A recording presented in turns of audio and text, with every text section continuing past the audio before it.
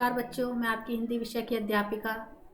जैसा कि हमने पहले पाठ 11 जब सनेमा ने बोलना सीखा इसका भाग 1 पढ़ा था, उससे आगे हम भाग 2 पढ़ने के लिए जा रहे हैं। भाग 1 में हमने पढ़ा था कि बोलती हुई फिल्में कब बनी और उसमें कैसे मतलब अभिनय करते थे और किस तरीके से उसमें संगीतकार गायक जो भी थे वो सब हुआ करते थे, इसके बारे में पढ़ा है। अब उससे आगे हम पढ़ेंगे पेज नंबर 64। सभी अपनी बुक में देखेंगे पेज नंबर 64।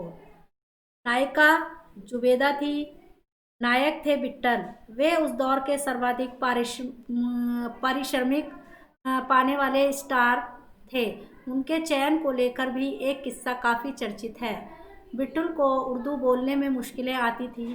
पहले उनका बतौर नायक चयन किया गया, मगर इसी कमी के कारण उन्हें हटाकर उनकी जगह महबूब को नायक बना दिया गया। विट्ठल नाराज हो गए और अपना हक पाने के लिए उन्होंने मुकदमा कर दिया। तब जो आलमारा फिल्म थी के बाद जो फिल्म बनी उसकी नायिका कौन थी? फिल्म में नायिका कौन थी? जुबेदा थी। और नायक कौन थे? विट्ठल थे। वे उस दौर के सर्वाधिक पारिश्रमिक पारिश्रमिक माने होता है बच्चों मेहनताना। उस दौर मतलब उस समय, दौर माने होता है बच्चों समय, और सर्वाधिक हो रहा है सबसे अधिक। अब पारिश्रमिक माने होता है मेहनताना, मतलब उस समय में सबसे ज़्यादा मेहनताना पाने वाले जो थे वो स्टार मतलब नायक थे। उनके मतलब उनके चयन मतलब हम कहते हैं ना किसी चीज़ का चयन करना है, मतलब हमें है ना, किसी चीज का हमें चयन करना है, चुनना है। चयन माने होता है बच्चों चुनना। काफी मतलब उनको चुनने को लेकर एक किस्सा मतलब काफी चर्चित माने क्या होता है बच्चों? चर्चित माने होता है मशहूर। और किस्सा जो है बहुत मशहूर है। विट्ठल जो थे उन्हें उर्दू बोलने में बहुत मुश्किल आती थी, और उन्हें जो थे उस समय की जो फिल्में हुआ करती थी बच्चों, उसमें उर्दू मतलब अच्छी उर्दू में भाषा का ज्ञान होना आवश्यक था नायक को। तो इसलिए पहले जो फिल्में थी वो उसमें मतलब जो थे उर्दू बोलना बहुत ज़रूरी था। तो इसलिए जो था बच्चों उनकी जगह जो थे उनमें जो नायक का चुनाव किया गया उसमें जो विट्ठल थे उनको जो थी उर्दू बोलने में काफ़ी मुश्किलें आती थी। इसलिए इस कमी के कारण मतलब उर्दू ना बोलने के कारण ही उन्हें जो था हटा दिया गया। उनके जगह पर जो थे उन्हें महबूब को नायक बना दिया गया, जिससे क्या था विट्ठल जो थे नाराज हो गए और अपना हक पाने के लिए उन्होंने क्या कर दिया बच्चों? मुकदमा कर दिया। आगे देखते हैं। इस दौर में उनका मुकदमा मोहम्मद अली जिन्ना से ने लड़ा, जो अब तक के मशहूर वकील थे। विट्ठल मुकदमा जीते और भारत की पहली बोलती फिल्म के नायक बने। उनकी कामयाबी आगे भी जारी रही। मराठी और हिंदी फिल्मों में वे लंबे समय तक नायक और स्टंटमैन के रूप में क्या रहे? सक्रिय रहे। इसके अलावा आलम आरा में सोहराब मोदी, पृथ्वीराज कपूर, याकूब और जगदीश सेठी जैसे अभिनेता भी मौजूद रहे। आगे चलकर जो फिल्म उद्योग के प्रमुख स्तंभ बने। और इस समय में मतलब जो मुकदमा हुआ वो किसने? मोहम्मद अली जिन्ना एक मशहूर वकील थे, उन्होंने उनका मुकदमा लड़ा और जो थे विट्ठल जो थे मुकदमा जीत गए। और उन्होंने पहली जो बोलती फिल्म थी आलम आरा उसमें नायक बन गए और स्टंट के रूप में, और काफ़ी समय लंबे समय तक वो स्टंटमैन क्या होता है बच्चों? स्टंटमैन होता है करतब दिखाने वाला, ठीक है। मतलब करतब दिखाने के काफ़ी लंबे समय तक वो पिक्चरों में जो थे क्या दिखाते थे? फिल्मों में क्या थे? करतब दिखाते थे। इसके अलावा जो आलम आरा फिल्म थी उसमें सारा सोहराब मोदी, पृथ्वीराज कपूर, याकूब और जगदीश सेठी अभिनेता के रूप में मौजूद थे। अभिनेता जिसे हम कलाकार भी कहते हैं, जो आगे चलकर प्रमुख उद्योग में जो थे प्रमुख स्तंभ माने मतलब हिस्सा बने रहे। स्तंभ माने एक खंभा होता है, जैसे टिके रहे, काफी दिनों तक टिके रहे। आगे देखते हैं। यह फिल्म 14 मार्च 1931 को मुंबई के मैजेस्टिक सिनेमा में प्रदर्शित हुई। फिल्म 8 सप्ताह तक हाउसफुल चली और भीड़ इतनी उमड़ती थी कि पुलिस के लिए नियंत्रण करना मुश्किल हो जाया करता था। समीक्षकों ने इसे भड़कीली फैंटेसी फिल्म करार दिया, मगर दर्शकों के लिए यह फिल्म एक अनोखा अनुभव थी। यह फिल्म 10,000 फुट लंबी थी और इसे 4 महीनों की कड़ी मेहनत में तैयार किया गया था। जब 14 मार्च को आलम-आरा फिल्म जो थी बनकर तैयार, आलम-आरा जो बोलती हुई फिल्म थी जो बनकर तैयार हुई, तो कौन था? मैजेस्टिक सिनेमा जो था मुंबई में, जो मैजेस्टिक सिनेमा है, जैसे यहाँ पर कई सिनेमा है ऐसे यहाँ पर मुंबई में जो है मैजेस्टिक सिनेमा है, उसमें दिखाई गई, प्रदर्शित हुई, मतलब लगी। और ये हाउसफुल, बच्चों पता है आपको, जिसमें काफ़ी भीड़ होती है। हाउसफुल मतलब फुल, मतलब जो थी वो पिक्चर हॉल जो था फुल हो जाता था, हाउसफुल के उसमें चली, और इतनी भीड़ होती थी कि पुलिस जो थी उस पर नियंत्रण नहीं कर पाती। नियंत्रण माने होता है बच्चों, काबू नहीं कर पाती थी, किसको? भीड़ को काबू नहीं कर पाती थी पुलिस, इतना मुश्किल हो जाता था। समीक्षकों ने इसे क्या करा? समीक्षकों माने होता है बच्चों जांच करने वाला। जांच करने वालों ने जब जांचा तो इसे क्या हुआ? इस फिल्म को कौन सी? भड़कीली, मतलब भड़कती हुई, फैंटेसी माने आकर्षित, काफी भड़कीली, भड़कीली मतलब काफी आकर्षित फिल्म का करार दिया गया। मगर जो दर्शक, दर्शक माने होते हैं देखने वाले, के लिए यह फिल्म एक अनोखा अनुभव थी। क्यों थी अनोखा अनुभव? क्योंकि ये पहली बोलती फिल्म थी, इसलिए ये एक अनोखा अनुभव थी। और ये फिल्म जो थी 10,000 फुट लंबी थी, और इसे जो थे 4 महीनों में, बहुत कड़ी मेहनत, लगातार मेहनत करके इसे 4 महीनों में तैयार किया गया। आगे देखते हैं। सब्बाक फिल्मों के लिए सब्बाक फिल्मों के लिए पौराणिक कथाओं, पारसी रंगमंच के नाटकों, अरबी प्रेम कथाओं को विषय के रूप में चुना गया। इनके अलावा कई सामाजिक विषयों वाली फिल्में भी बनी। ऐसी भी ऐसी ही एक फिल्म थी खुदा की शान। इसमें एक किरदार महात्मा गांधी जैसा था, जिसके कारण सब्बाक सिनेमा को ब्रिटिश प्रशासकों की तीखी नज़र का सामना करना पड़ा। सब्बाक सिनेमा के नए दौर की शुरुआत कराने वाले निर्माता निर्देशक अर्देशिर इतने विनम्र थे कि जब 1956 में आलम-आरा के प्रदर्शन के 25 वर्ष पूरे होने पर उन्हें सम्मानित किया गया, तो उन्हें भारतीय सब्बाक फिल्मों का पिता कहा।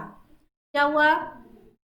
सब्बाक फिल्मों की पौराणिक, पौराणिक मतलब पुरानी जो कथाएं थी, वो पारसी रंगमंच, रंगमंच क्या होता है बच्चों? पहले बता चुकी हूँ मैं, रंगमंच माने होता है स्टेज, नाटकों, अरबी प्रेम कथाओं के रूप में चुना गया, मतलब चुन लिया। इसके अलावा कई सामाजिक विषयों वाली, कई सामाजिक जो थी फिल्में बनी, जिसमें एक फिल्म थी खुदा की शान।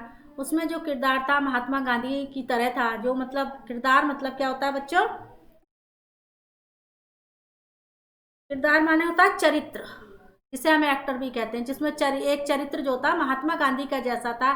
इसके कारण सब्बाक माने होती है बच्चों बोलती हुई फिल्म, जो सिनेमा फिल्म थी वो ब्रिटिश प्रशासकों, प्रशासकों माने होता है बच्चों जो शासक होते हैं, ब्रिटिश माने ब्रिटिश समय में जो शासक थे, उनकी तीखी, उन्हें तीखी नज़र का जो था सामना करना पड़ा। तीखी नज़र क्या मतलब? मतलब उनके जो क्रोध था, तीखी नज़र मतलब गुस्से की जो नज़र थी, तीखी नज़र यानी जो गुस्से की नज़र थी, उसका उन्हें सामना करना पड़ा।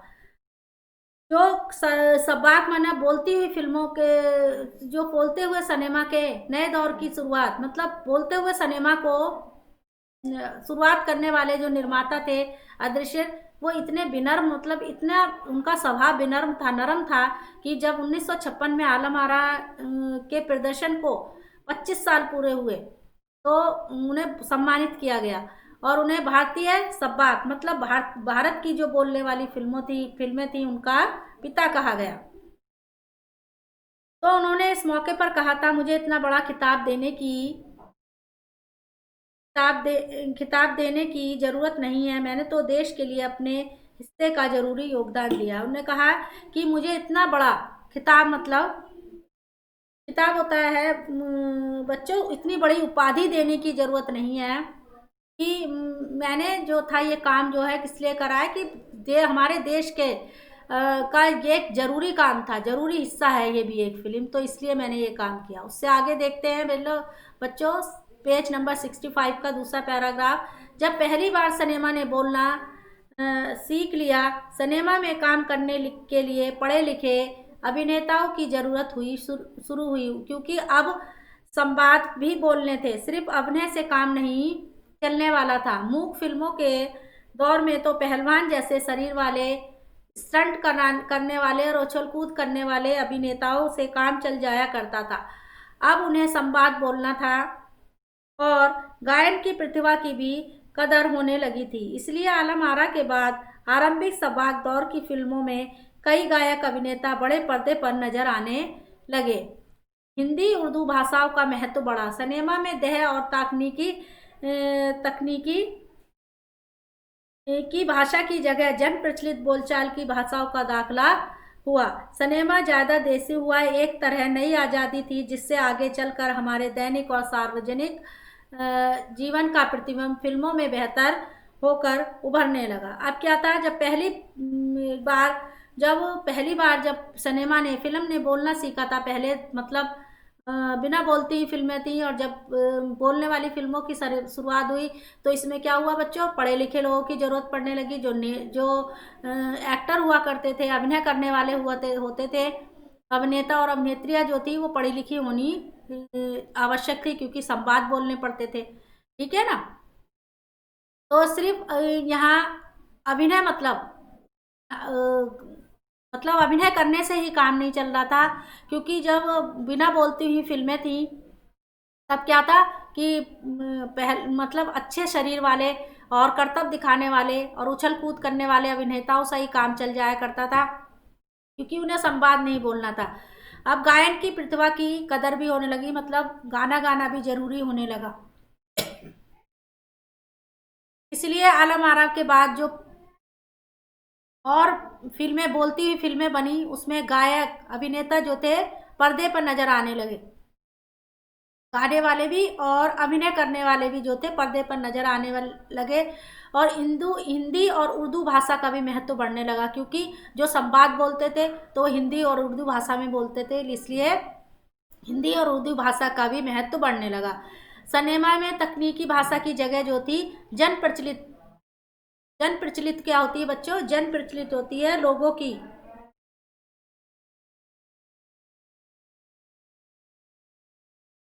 की भाषा। जन प्रचलित यानी लोगों की भाषा में, बोलचाल की भाषाओं में दाखला हो गया। और सिनेमा जो था ज्यादा देसी हुआ, मतलब ज्यादा मतलब हिंदी भाषाओं में लगा। एक तरह से नई आज़ादी थी जिसने आगे चलकर दैनिक जीवन और सार्वजनिक जीवन के प्रतिबिंब फिल्मों में बेहतर होकर देखा। प्रतिबिंब माने परछाई देखी, प्रतिबिंब माते होता है परछाई जो थी फिल्मों में बेहतर होकर जो थी उभरने लगी, दिखने लगी सार्वजनिक जीवन में और दैनिक जीवन में जो थी उनकी वो परछाई जो थी दिखने लगी। लोग आम उसमें ही उसके करने लगे। अभिनेत्रियों की लोकप्रियता का असर जो था उस दौर के दर्शकों पर भी खूब पड़ा। माधुरी नाम की फिल्म में नायिका सुलोचना की हेयर स्टाइल उस दौर में औरतों में लोकप्रिय थी। औरतें अपनी केश सज्जा उसी तरह कर रही थी। अर्देशर ईरानी ने फिल्मों में भारतीयों के अलावा ईरानी कलाकारों ने भी अभिनय किया। स्वयं आलम आरा भारत के अलावा श्रीलंका, बर्मा और पश्चिम एशिया में प्रसिद्ध की गई। भारतीय सिनेमा के जनक फाल्के को सबाक सिनेमा के जनक अर्देशर ईरानी को उपलब्धि को अपनाना ही था, क्योंकि वहां के सिनेमा को एक नया युग शुरू हो गया था। अब क्या हुआ बच्चों कि जब हमने देखा कि दैनिक और सार्वजनिक जीवन में जो थी फिल्मों की परछाई दिखने लगी थी, क्योंकि जो लोग पिक्चरों में था उसे अपने दैनिक जीवन में लाने लगे थे।